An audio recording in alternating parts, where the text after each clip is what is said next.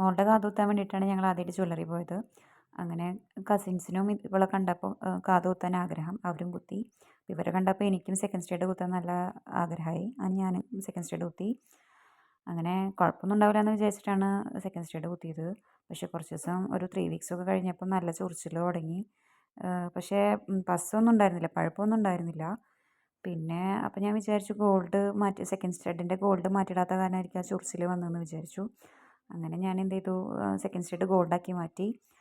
പിന്നെ ആഫ്റ്റർ ഒരു 2 മാസത്തിന് ശേഷം വീണ്ടും ഇതാ ചെവിയുടെ ബാക്കിലൊരു ബമ്പ് പോലെ വന്നു. അപ്പോൾ എനിക്ക് ആകെ ടെൻഷനായി. അങ്ങനെ ഞാൻ ഡോക്ടറെ കൺസൾട്ട് ചെയ്തു. ഡോക്ടറെ കൺസൾട്ട് ചെയ്തപ്പോൾ ഒരു ഇഫക്റ്റീവായിട്ടൊരു ഓയിൻമെൻറ്റ് എനിക്ക് സജസ്റ്റ് ചെയ്തു. ഈ ചൊറിച്ചിൽ മാറാനും ഒക്കെ ഒരു എഫക്റ്റീവായിട്ടൊരു ഓയിൻമെൻ്റ് ആയിരുന്നു. മുപ്രോസിൻ എന്നാണ് ആ ഓയിൻമെൻറ്റിൻ്റെ പേര്. നിങ്ങൾ സൂക്ഷിച്ചിട്ട് വേണം കാത് കുത്താൻ, നോക്കിയിട്ട് കുത്തിയാൽ മതി.